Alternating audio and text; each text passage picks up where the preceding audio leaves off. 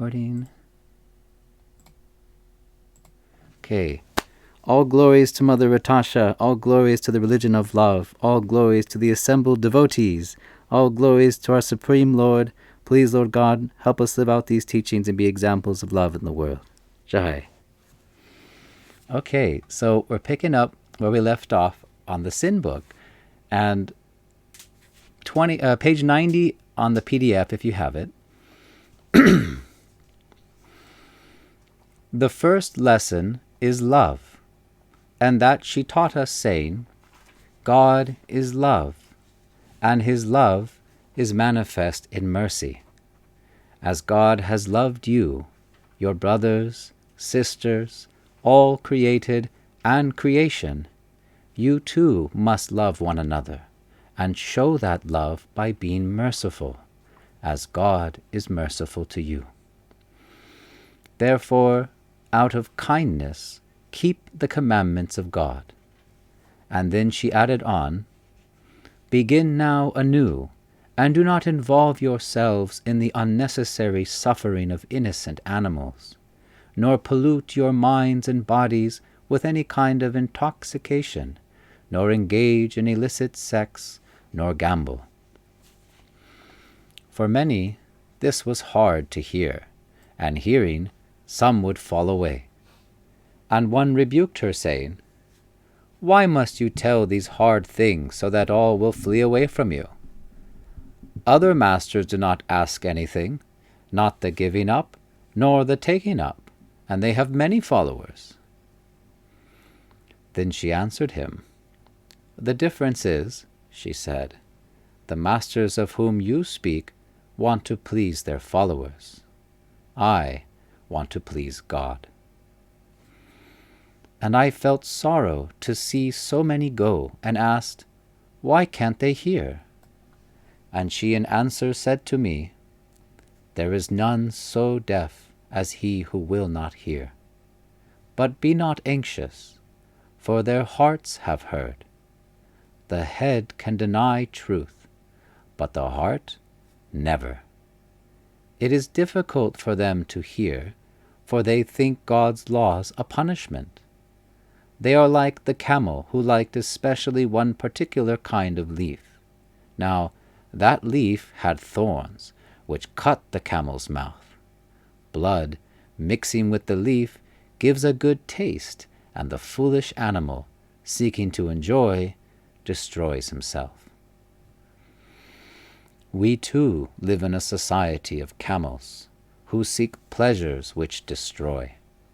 And she repeated again to us this first lesson, saying, cleanse yourself of cruelty to yourselves and others, for God is merciful to those who are also merciful.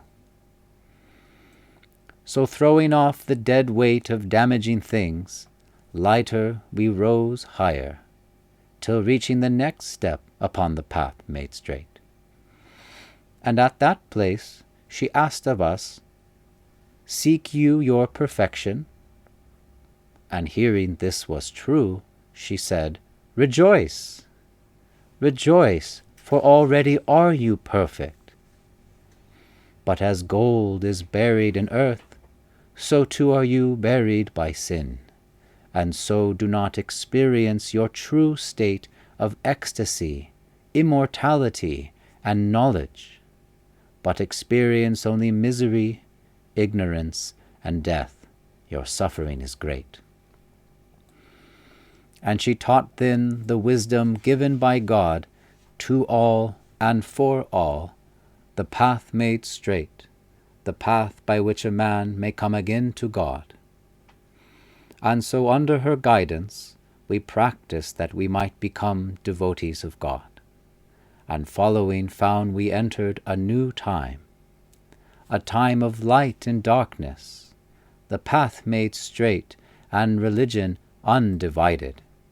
For there is one God, with unlimited names. There is one religion, love of God. And it was not in the writing down, nor in the speaking this knowledge, but in the living of it. This living truth, and we living in this truth. For this were we persecuted, tested, and tried. And the spiritual master consoled us, saying, Take heart, and always remember, nobody throws stones at or shakes a barren tree. It is the tree with fruit that must bear the blows. All right, let's go back up. So recall from last week's class, when we speak of sin, there's no connotation of guilt or shame, as the analogy used of the archer who's missed the mark. Adjust your aim, line up at the fixed target. So you get back on the path. You align your consciousness, your actions towards the supreme goal of God. This is the real meaning of the word sin. Actions or mindsets that divert us from hitting the mark or the perfection of life. So the first lesson is love. And she taught us, saying, God is love, and his love is manifest in mercy. As God has loved you, your brothers, sisters, all created and creation, you too must love one another and show that love by being merciful, as God is merciful to you. So, Mother Natasha once told me, if you are depending on God's mercy, hoping for it, praying for it, then wouldn't it behoove you to also be merciful, as God is merciful unto those who are also merciful? Just makes sense, right? If you want more kindness in this world, you want more honesty, justice, well, be kind, be honest, be just. It's very practical, no? Therefore, out of kindness, keep the commandments of God. See, out of kindness, she says. Now, the commandments of God, yes, it's the command. It's a commandment, right? God is commanding us, but we all have choice. And we can choose to come to the highest state of love. Or we can choose something else. That's the beauty of our free will, which the Lord does not interfere with. God allows us total freedom to decide and desire as we like. But of course, God knows better than we do on what is right, what is not beneficial to us, what will help us, what will ultimately bring us true, lasting, eternal happiness. And so these commandments that God has given, laid out in the scriptures, his injunctions in the holy texts, they're guides for us that we may choose if we wish to live in the way that God would have us live, to come to the highest state of love and learn to love as God loves, to love when it isn't easy, to love even if it's not appreciated, to love even when it's hard and difficult, but to love unconditionally, endlessly, to all and for all. This is what God's commandments, this is what his teachings are all meant to guide us towards. And out of kindness, she says, keep the commandments of God. Because these commandments truly are guiding us to be most kind, obviously. I mean, think of the 10 commandments from the Bible. A lot of do's and do nots, right? Thou shalt not kill, thou shalt not steal, thou shalt not commit adultery, etc., etc. Well, yeah, lying, cheating, and killing ain't so great, is it? Stealing, right? That's not going to be very kind unto others, is it? Nor is that kind to yourselves, because we're all going to experience the reactions of those actions. So out of kindness, she says, keep the commandments of God. It's like, I was thinking of an example today. Let's say you're allowed to keep loud music on in your apartment complex till a certain hour at night, right? But that next door neighbors, they just had a baby and they're trying to get the baby to sleep. So you don't, have to not play your music, but it would be kind and considerate if you did keep it down out of kindness, right? It's kind of it's a weak example, but it was something I was thinking of earlier. Doing things because it's the right thing to do, because it makes us right before God.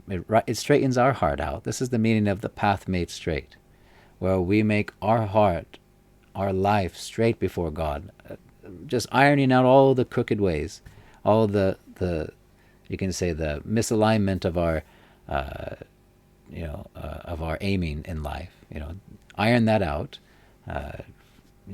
All that crooked ways, you can say that's all the sinning. Exactly. That's everything that we're doing that doesn't bring us closer to love.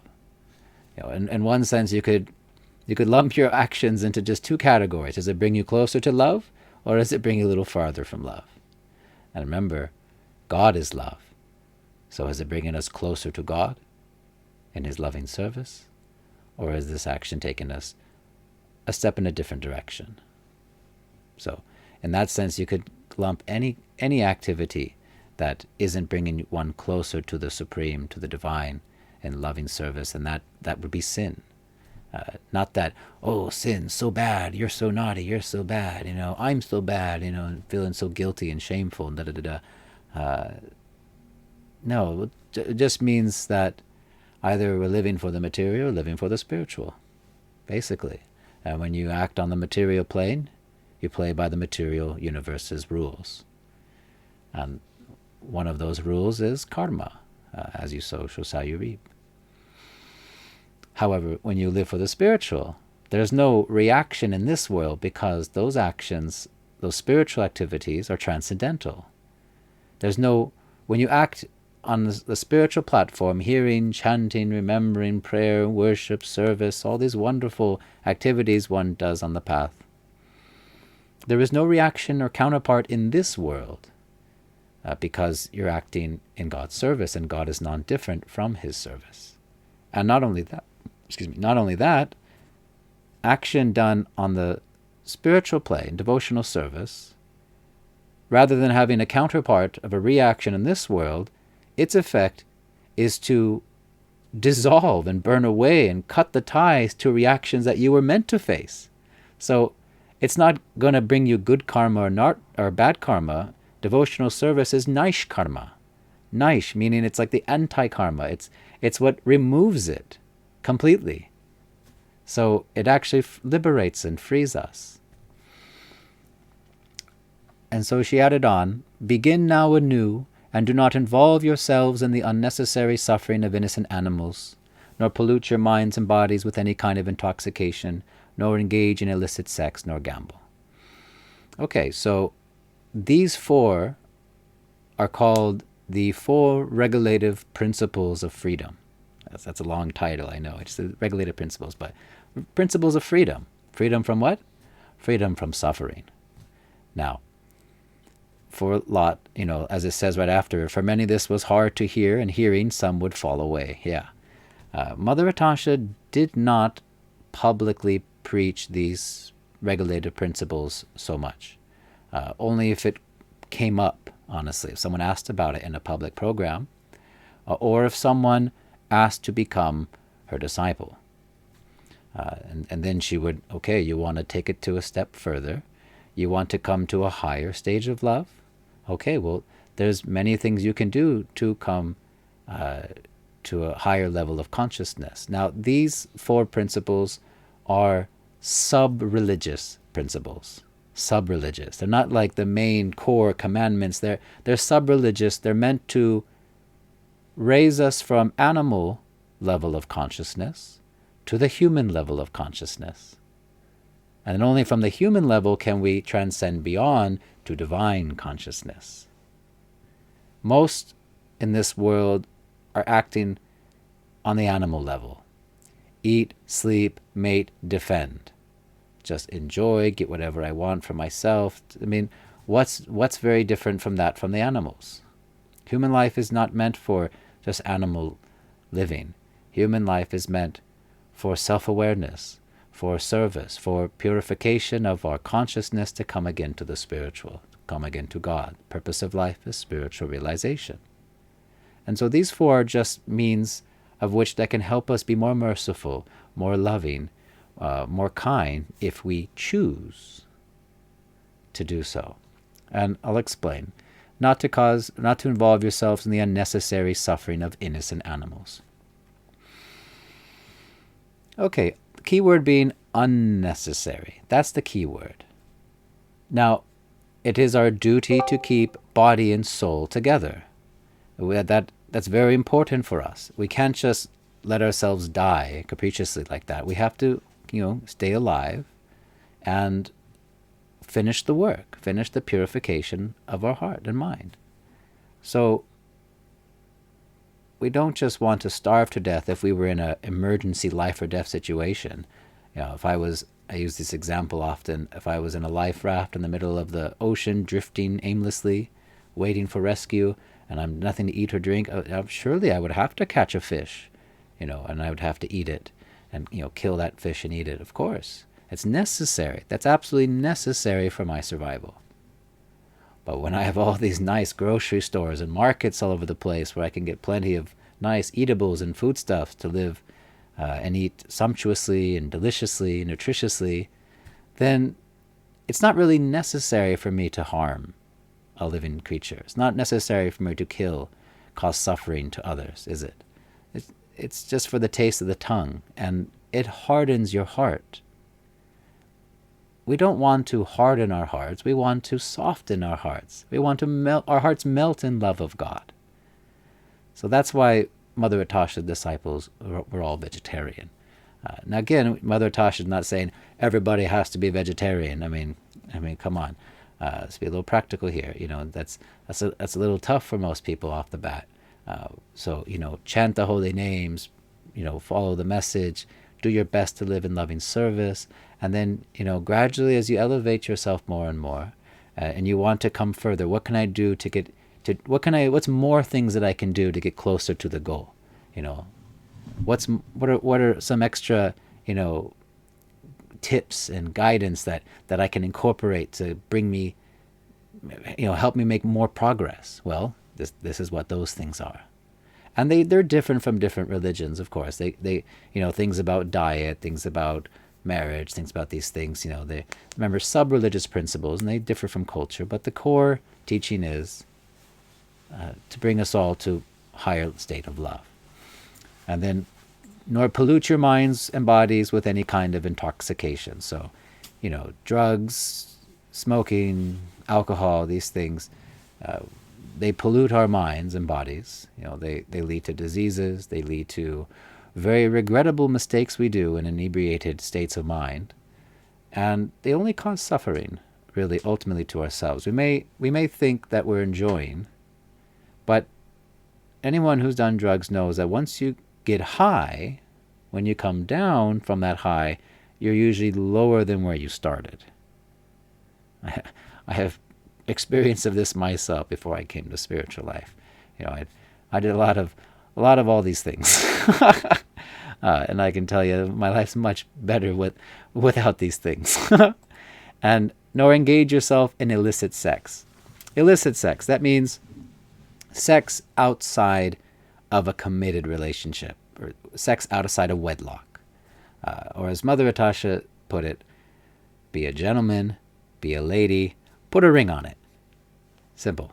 And this is just, again, raising ourselves to the, human level of consciousness. And then, nor gambling.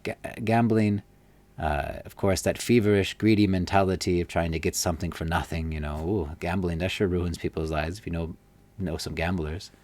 I know Meet is here. He lives in Las Vegas. He knows all about the depravity that gambling causes. And of course, illicit sex, anytime you have that physical intimacy with someone without a committed relation, there's always going to be heartache.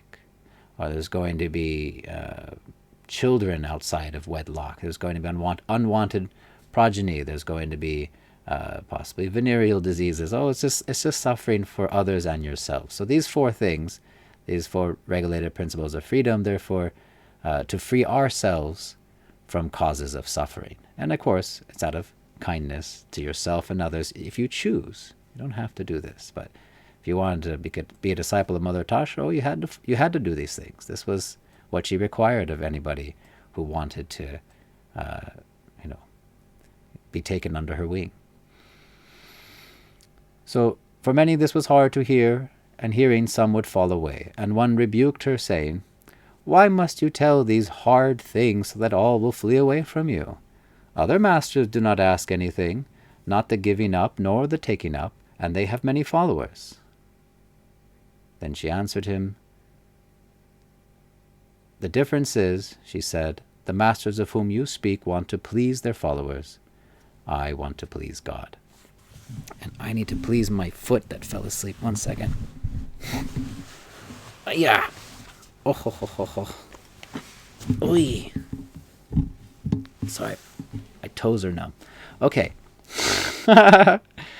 So, other masters, they don't ask anything, not the giving up nor the taking up. And I've witnessed this myself. There's so many phony gurus and phony quasi-spiritual circles out there that don't say that, oh, you shouldn't do this, you shouldn't do that. There's no requirements, there's no restrictions, there's not even some solid spiritual practices, nothing. It's to do whatever you feel like, just regurgitate some wishy-washy philosophy and anything goes. Hey, hey, every path is okay. Go ahead and do whatever you want. Oh, everything's spiritual. Everyone's God. You're God. Nonsense philosophies. They're quite offensive, actually. And if you look at the lives of some of these people in these circles, I'm not going to get too much into that.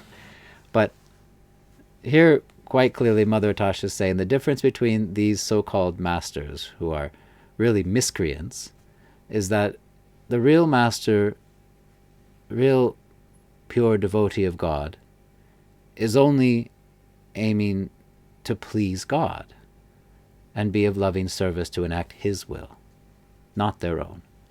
And these are not made up. Mother Tashi didn't make these up. These regulations. These are from the scriptures. These are all given by God. And she's just, as a humble devotee, is just following as God has taught. And as her master shared the same message and his master shared the same message, nothing changed. They're not trying to please their gods, please their followers, to be more popular, to gain more wealth, to gain more control or power, da-da-da-da. A lot of these phony masters, they're more or less politicians, just pandering to the crowd. Tell them what they want to hear. Promise them everything, but really give them nothing of real substance. Because if you follow these commandments that God has given, then the goal that you will get, the result of this, is God. You follow what God says on how to come home to Him, then you will reach Him and be in His blissful loving service. It's so simple. Making up our own little philosophy, making up our own rules and ideas, that's not going to help us. I mean, we might temporarily feel good, sure, but that's only temporary and limited. It's not going to bring us that unlimited, eternal bliss. And I felt sorrow to see so many go, and asked, "Why can't they hear?" And she in answer said to me, "There is none so deaf as he who will not hear. But be not anxious, for their hearts have heard. The head can deny the truth, but the heart never." So, yeah, things don't always get through our thick skulls often. And there's a lot of, especially for me, I know in my experience, some things that didn't click right away. And wasn't till long time later that I finally get it. But as she says, the heart hears. So spiritual knowledge, remember, is on the spiritual plane. It's coming from God. And so our souls, we, the real spirit soul, is also of the nature of God, is also of the Spirit. So when we hear spiritual knowledge, the head, which is covered in illusion, our material minds, they might not be able to register none of this, of course. It's beyond the mind, spiritual knowledge. But the heart hears. And depending on how hard or hardened or closed that heart is, might not be able to really grasp and realize and live that out. But a heart more open, a heart much softer, may be able to really grasp it a lot faster than one whose heart is closed. So we want to be open-hearted. Mother Atasha would say, open-hearted, but not soft-headed.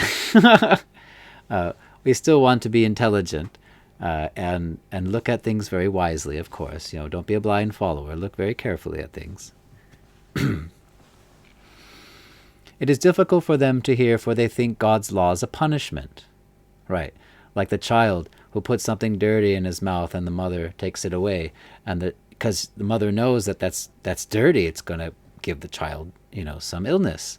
But the child's like, no, you took away my pleasure, meh, and gets all angry and complains, right?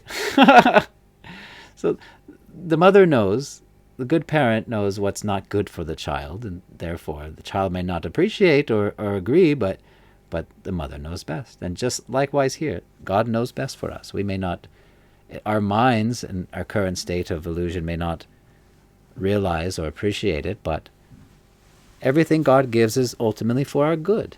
Nothing God gives is to make us suffer. So we're the ones causing our own suffering by choosing to enjoy separate from God. They are like the camel who liked especially one particular kind of leaf. Now that leaf gives a good taste, and the foolish animal seeking to enjoy destroys himself. We too live in a society of camels who seek pleasures which destroy. And she repeated again to us the first lesson, saying, cleanse yourself of cruelty to others, to yourself and others, for God is merciful to those who are also merciful. And I was traveling in the East once, and someone pointed out this little leaf. Said, oh, camels love this. I was in the mountains of Iran at the time, and I looked at it, and it had all these little sharp thorns. I was like, oh, that's that plant from the book. It's true, and can you imagine? And they do that. They chew on it, and the blood does mix with the taste of the leaf, and they're just like, oh, it's so yummy, it's so yummy, and then there's blood dripping down their mouths. It's quite ghastly, actually. And that's us enjoying things that actually just ultimately make us suffer. So throwing off the dead weight of damaging things, lighter we rose higher, till reaching the next step upon the path made straight.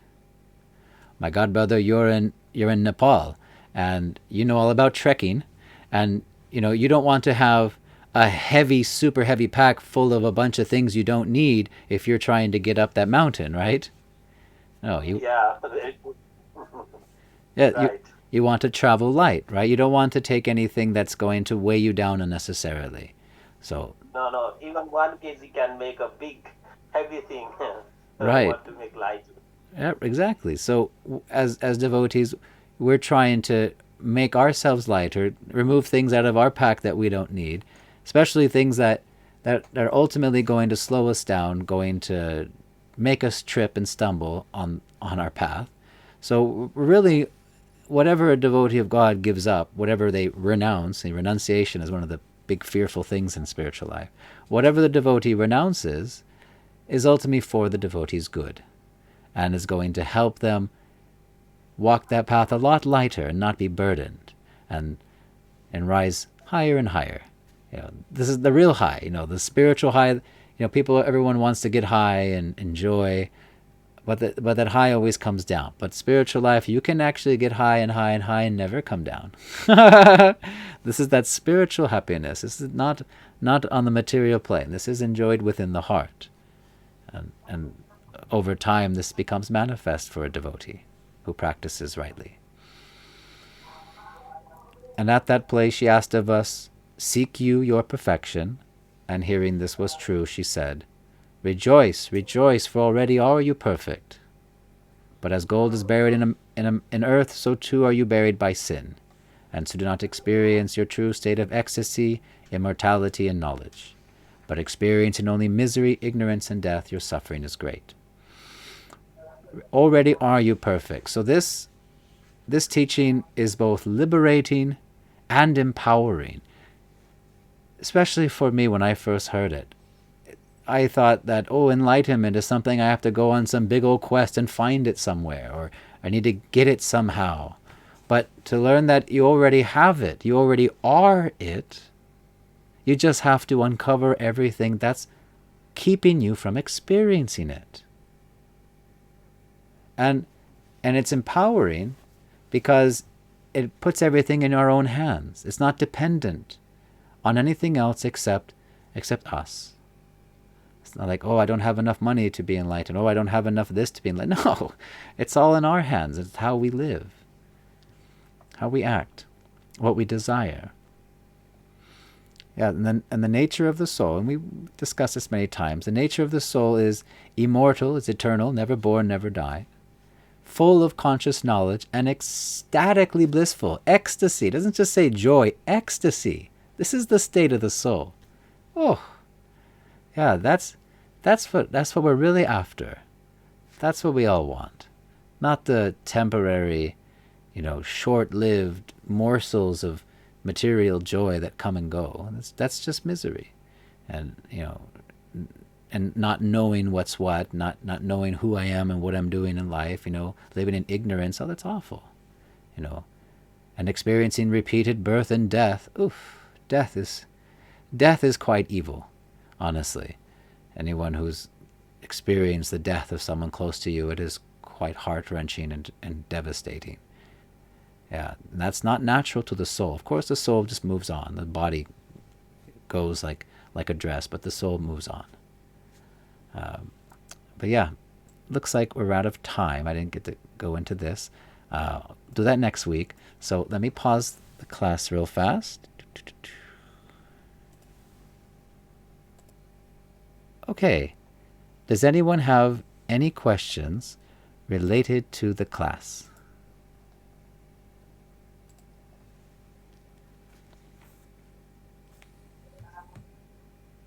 Yeah, brother, I don't have a question, but I tried my best to practice the spiritual things like chanting and reading scriptures, and sometimes I just get confused when I read one scripture to other, like Hindu scripture. I'm basically born up in Hindu religion, and I also read like Bible, and then I try to see some of the differences, and that makes my mind what would be right.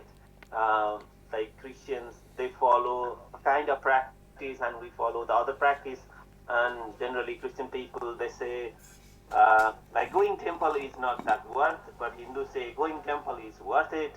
And then I relate with the Mother Itasa's lesson that whatever religion we follow, we need to follow the love of God, the love of religion, respecting each other. So this message is very, very important, and everyone needs to know so that we can have a harmony in the society. Well, I full-heartedly agree. That's kind of why both of you and I have dedicated our life to this. And as I know there's many differences of opinion, sure, and as we've covered a number of times in the classes, and we'll cover again and again, all of the differences between religion are all just outer differences. They're temporary. They're just for that particular time and place, according to custom, language, and culture. And yeah, so they're on the surface, just like you're digging a well. If you're digging a rocky place, you need this kind of equipment. You're digging a sandy place, you need that type of equipment. On the surface, there looks like there's differences. There's a lot of different things going on. But the goal of all the wells is the same, is to reach the water. And the goal of all religions given by God is to come again to God in love. That's the goal. And you can give your life wholeheartedly to any one of these particular paths or styles. The key thing is you practice purely with love. That's the thing. You practice purely. You don't deviate. You follow what God has given. You don't follow whatever interpretation someone has taught that deviates from the ultimate goal. You don't follow your own whimsical ideas. A real master, a real spiritual master, devotees of God, we don't act whimsically. We don't just do whatever we feel like, do whatever we want. YOLO, you only live once. That's not. No, we act in knowledge and with our intelligence, very consciously, thinking what I am doing will lead me to what result. Not just, oh, let me just do whatever I want and I'll get the same result. No, it's not like that. We don't act whimsically. We follow the guidance God has given us, and we live our lives according to that. And in the Bible, Jesus says, anywhere two or more gather in my name, that is my church. Gathering in the name of the messenger, gathering in the names of God. And I've visited churches, I've visited many Hindu temples, and usually what I hear in the temples is chanting of names of God, people gathering to worship God. So worship, that is a form of devotional service. Congregational chanting of God's names, that is devotional service. And it's nice to be around others who have the same desire as you. It makes life more joyful. Spiritual life is more joyful when you can share it with more devotees. It really is. When you're alone, it can be a little tough. But when you have more devotees with you, it makes things more fun. It really is the more the merrier, honestly. Of course, if someone is filled with anger, hate, jealousy, envy, and all this ignorance, and all they see are the outer surfaces of difference, that their hearts are hardened, closed off to this love, and they see the differences as the all in all, and then start to judge others. To judge means to condemn. So they start to judge and condemn other people for their differences. That's not real religion. That's not going to bring anyone closer to God. And anyone who preaches such hateful rhetoric and dogmas, run away from that. So thanks for sharing, brother. This is my father worshipping, and you can listen the sound of conch.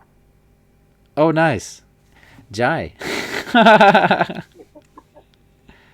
Very nice.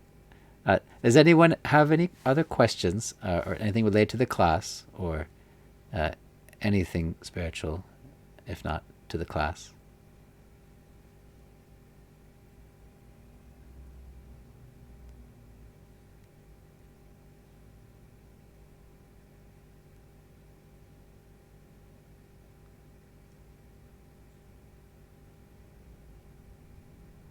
Or do y'all just want to hear me banter with my elder godbrother some more?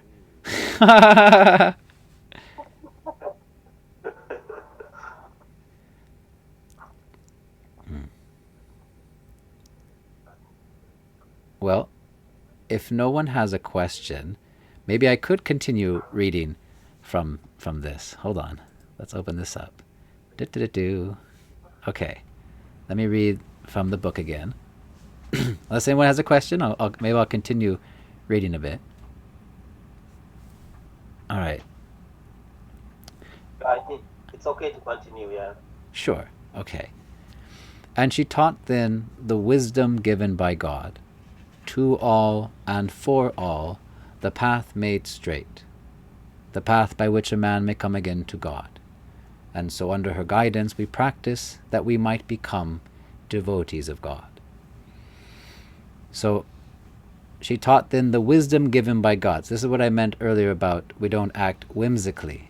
We are following in the footsteps of the tried and true wisdom that God has given. And it's tried and true because there's been many masters, many saints, many sages who just by following the instructions rightly, practicing purely, they came to love. Oh, and I love to read about any of the wonderful saints and holy people that have lived before. I just love it. I love reading about their lives, the love that they lived and they gave. So it is tried and true. It's not It's not theory. It's science. This is the supreme spiritual science. If you do A, B, C, you get to D. You walk these steps upon the path laid out before you, you get to God. Simple. And the path made straight, the path by which a man may come to God. So under her guidance we practice that we might become devotees of God. Really, to become again devotees. Again. Every single one of us is an eternal servitor of God. That is our natural, constitutional position of the spirit soul. It is the lover of God. Every single one of us is a devotee, just unlived. We've just forgotten it. That's that covering. That's that mountain of dirt over the piece of gold. That's the cloud that's covering the sunshine. Just remove the cloud, cleanse the dirt, and all that love, all that devotion, your natural state of eternal knowledge and bliss becomes manifest. That's the whole thing. And it's so simple, isn't it? It's very, very, very simple. Not easy. No. Simple, but not easy. Oh, it's definitely not easy.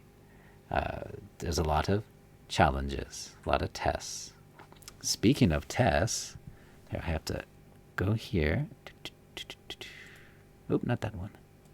Let me come here. Let me skip a little forward. Okay. Here we go. All right. So we found we entered a new time, a time of light and darkness, the path made straight and religion undivided. For there was one God with unlimited names. There was one religion, love of God. And we've explained this before. This is repeated many times in the Religion of Love book.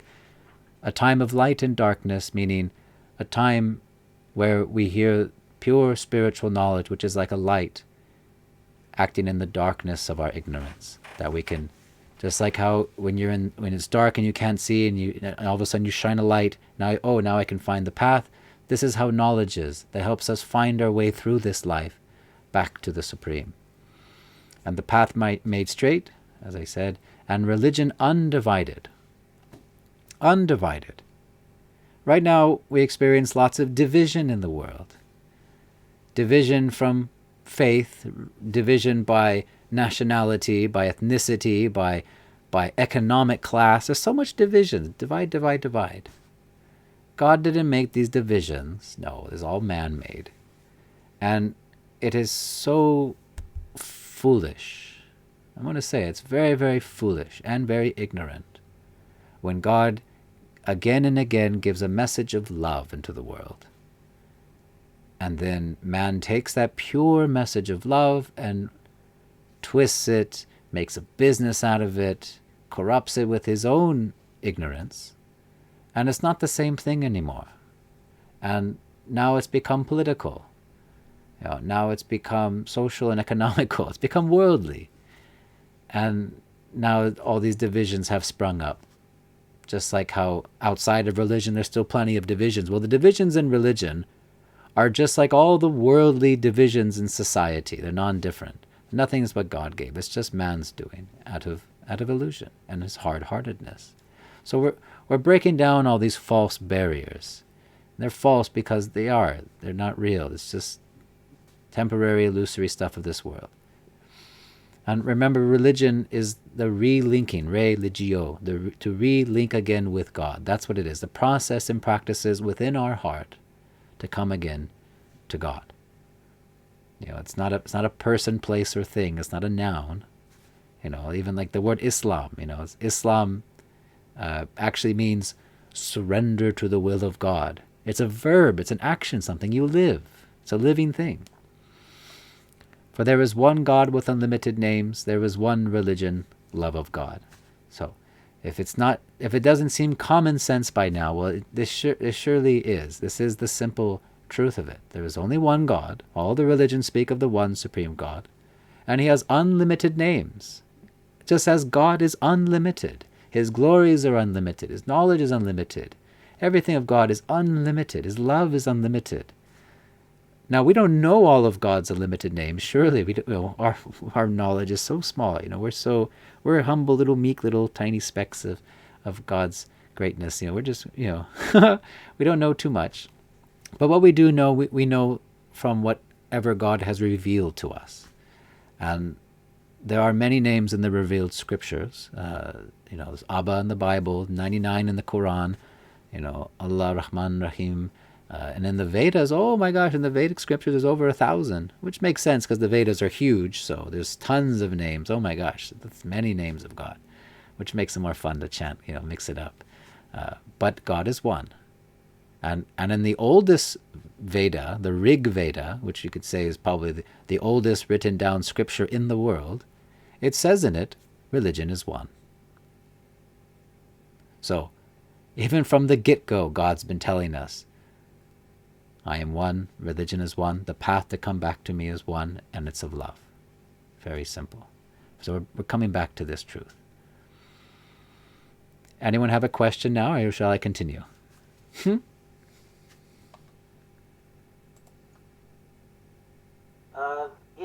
Hindu religion, as you have said, there are many gods. The interesting thing is, tree is God, river is God, or all living beings are God. Like we worship the cow and the dog and the crow.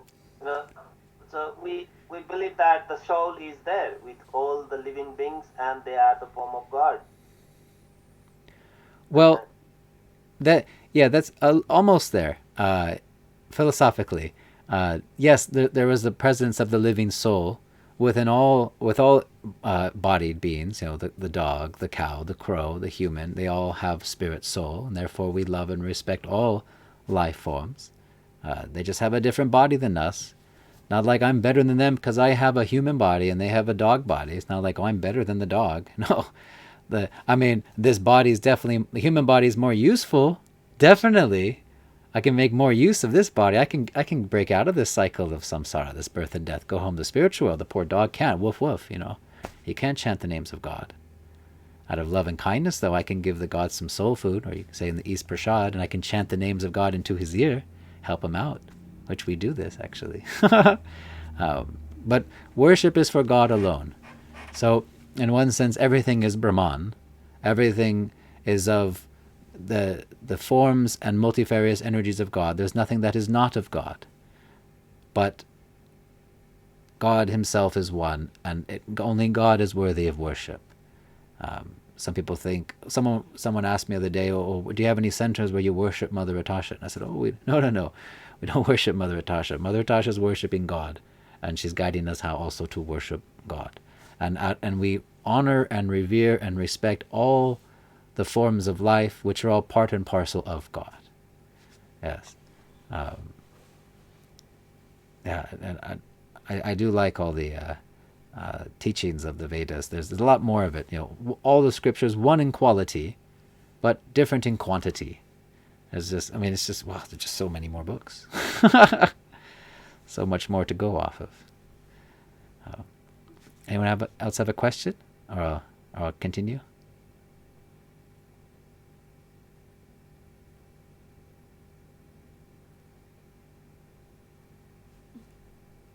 Okay. And it was not in the writing down, nor in the speaking this knowledge, but in the living of it. This living truth, and we living in this truth. So that's what spiritual life is all about. That's real religion, not just remembering what the scriptures said. There's many people who are professional reciters of the scriptures. They make a show of it. Or you can write it down. No, it's about living it, practicing it. Or in a sense, we like to say on the streets, practice what you preach. Actually practicing living out the message of God is how we come to experience this truth for ourselves. This living truth, because spiritual knowledge is eternal. It's of God. It's a living, ecstatic thing. It's not something stagnant. It's ecstatic. It's eternal. It's alive, the message of God. And the devotees of God do their best to live in this truth. So live it out. As Mother Tasha would say, Live it, give it, and let go and let God. Live it and give it. Live the message, share the message. Let go of any results that you might be seeking to yourself. She says, don't be fruitive. Take your sticky fingers off of it, she would say. Let go of the results and let God, let God be the supreme goal of your life, and just be dependent completely on His mercy. So, for this were we persecuted, tested, and tried. And the spiritual master consoled us, saying, take heart and always remember, nobody throws stones at or shakes a barren tree. It is a tree with fruit that must bear the blows. And this is something that we've seen happen a lot in history, where devotees of God are persecuted for doing their best and to earnestly live the message of God, live in love, and were tested and were tried. I know Mother Atasha has faced many, many challenges. There's been many aggressors who've come to harm or to kill her and the devotees. Yes. I've found myself in very dangerous situations in the East, where my life was threatened by, crazy people who didn't appreciate us doing our best to live in this truth. But God saved us. God saves us. It wasn't my time yet. I was meant to be here with all y'all. So this happens. But she says, don't worry. It means you're doing something right. And the example of the tree, no one cares about the tree without the fruit, but the tree with the fruit was something valuable, something nourishing. That people throw rocks to get the fruit down, they shake it, they climb it, they cut it, because it's got something to it. And it's almost like, if it's always smooth sailing and there's never any challenges then in life on the spiritual path, then you might not be doing it right. It just seems to be that way. There's many challenges because this world is very cruel, and there's lots of tests in the form of ignorance within and without that we have to hurdle over. And all these tests, of course, are opportunities to act out of love and kindness, and everything brings us and everyone else closer to love of God. So,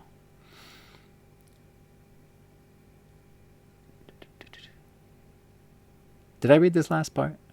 Anyways, well, I'll ask, anybody else have a question? We got about 7 minutes left. If anybody wants to ask anything, be happy to answer.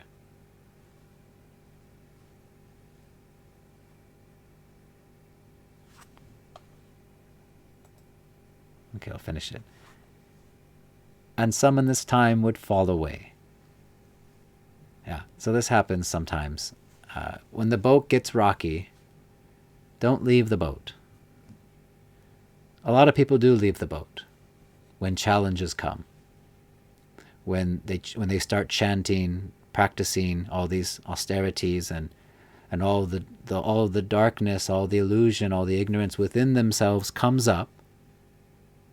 It comes up to be released. But some people, this is too much. And they think, it's all of this is making me worse.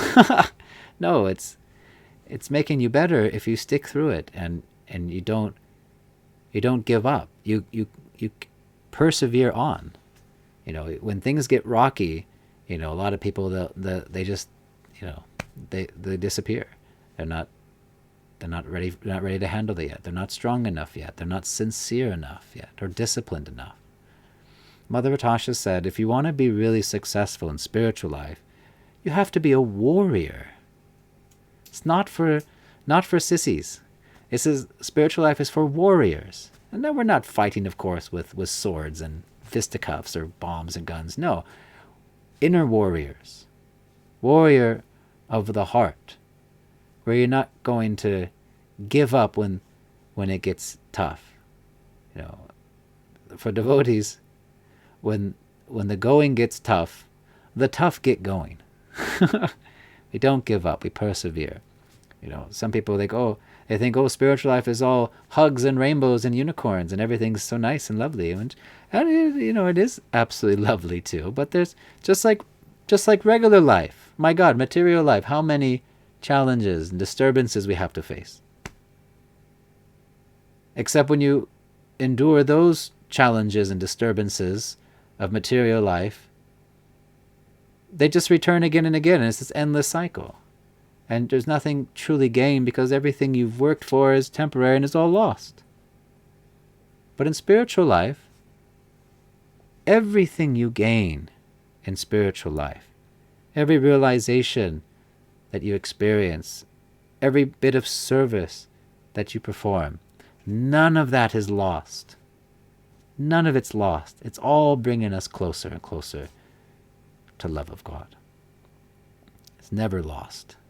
And even if someone falls away on the path, they give up. They did some chanting, they did some of this, that, they didn't, okay, it's not for me, or oh, I'm too weak, or oh, I'd rather go party, and they take off, and you never see them again. Well, whatever they did in that life, that's never lost. It's like a save point in the RPG game of the universe.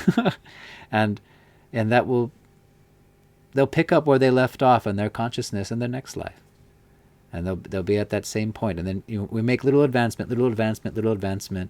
It's a long process for most. But we can achieve spiritualization in this life through devotional service if we truly, sincerely desire it. And really make this life perfect. It doesn't have to be the long way. We can go direct. People say, how long does it take? Mother Natasha said, someone asked her, how long will it take till I get enlightened? And she said, by your desire and by your effort.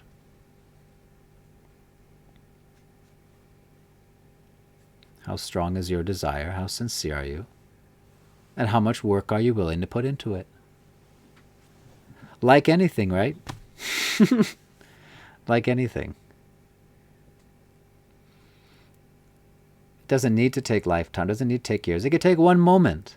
One moment is all that's required to be completely surrendered in love of God. Only one moment. If you are sincerely, with all your heart, all your being, completely surrendered unto God and walking this path.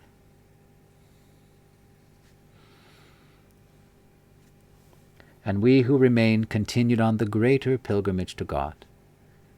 And it came to pass that we gathered a group of disciples together, and meeting again our spiritual master, sat together on a summer's day. On the bank of the holy river, beneath a tree sat she, and we with her, and brighter than light did she appear. And one of the disciples asked of her, Speak to us of sin. And she said, The greatest sin is ignorance. For out of ignorance does suffering... Oop, I gotta skip here. Oop, I gotta go. Where's the... Aha. Actually, I didn't get this far. Oops.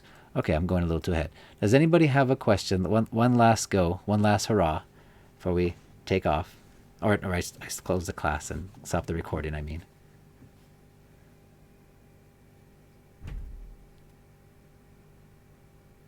No? Okay. Well, then I'll just close it for now, and then we can continue discussing if y'all like. So, all glories to Mother Natasha, all glories to the religion of love, all glories to the assembled devotees. Jai. And let me go ahead and close this.